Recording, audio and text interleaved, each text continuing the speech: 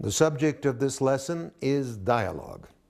I'll break the lesson into 10 parts, into 10 mini lessons, each dealing with a specific fault or problem in dialogue, and then give you ways to correct these faults and hopefully rewrite your dialogue successfully.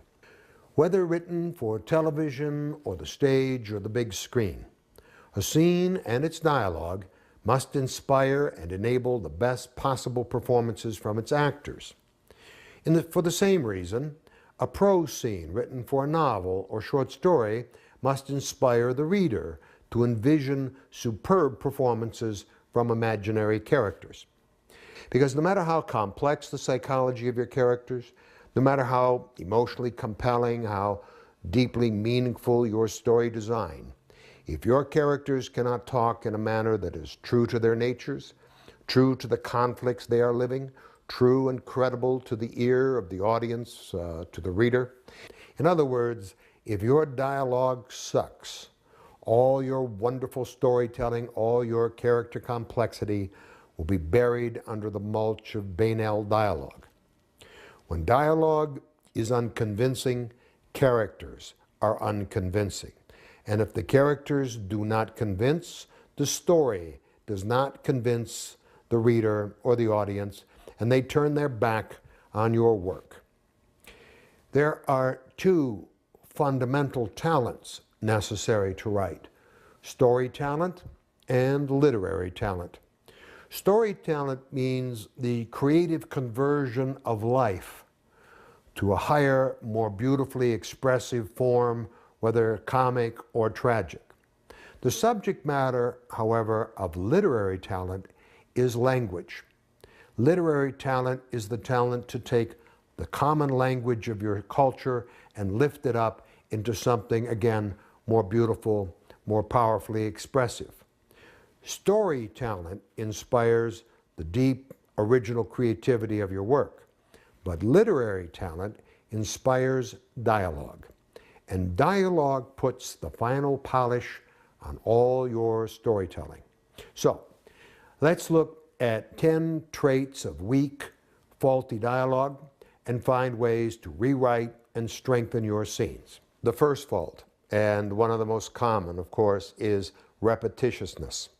Repetitiousness means that the same beat is said and done again and again and again in virtually the same words.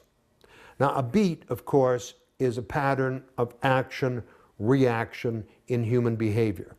One character takes an action, the other character then reacts to that. There's another action, another reaction, and this pattern of action, reaction, we call beats. And so let me sketch out for you some dialogue of one beat that repeats 3 times in virtually the same language. Character A says, "Leave me alone."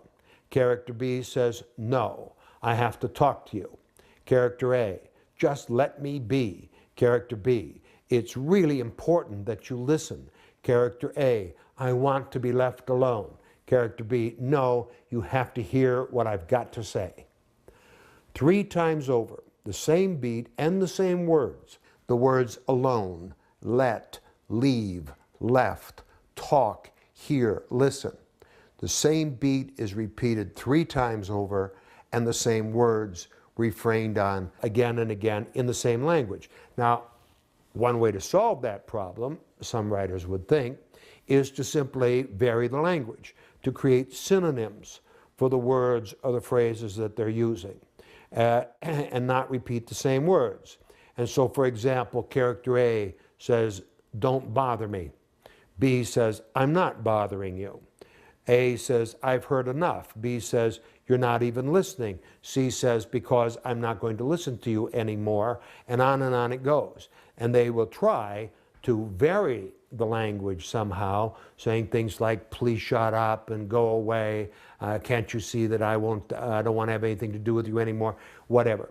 They will try to create some variety in the language.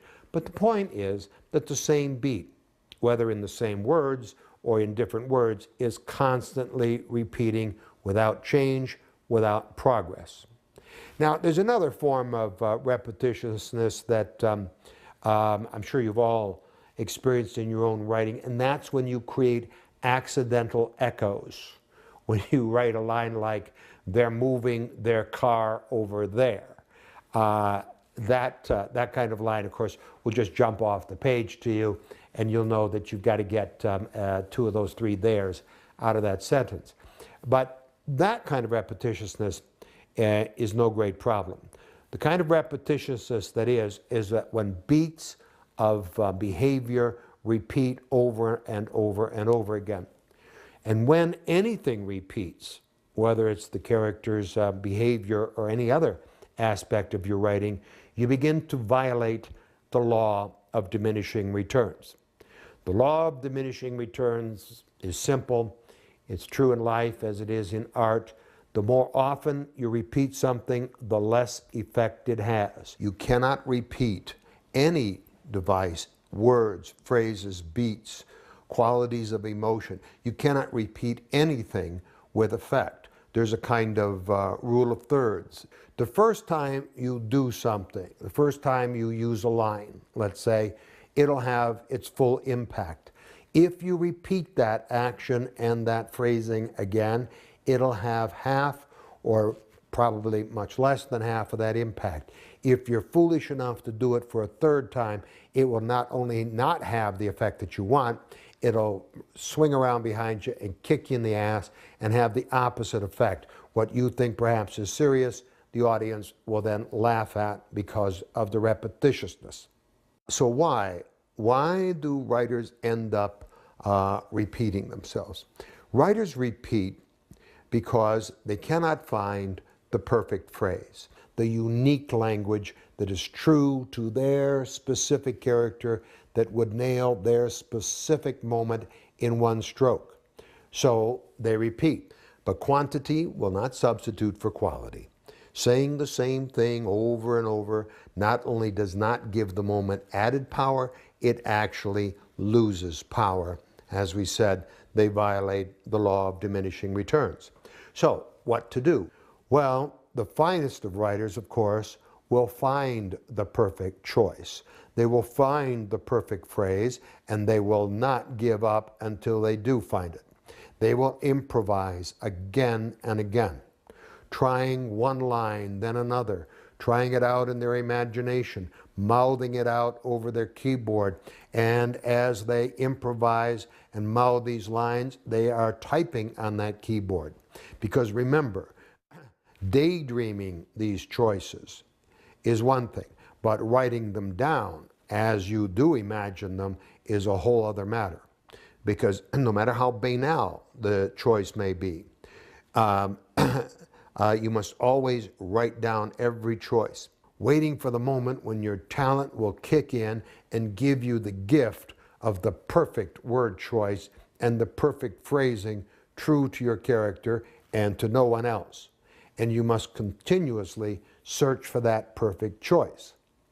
But even in the finest of writers, there will come a point where the writer realizes that they are never going to find the perfect choice, and that they've got to stop banging their head against the keyboard and make a final decision. So what do? You go back and you look at all of those choices that you have improvised, you have imagined, and then written down, and you search through all of those notes, asking yourself which of all of these choices is the best possible choice. It may not be perfect, but it's the one that comes the closest to perfection.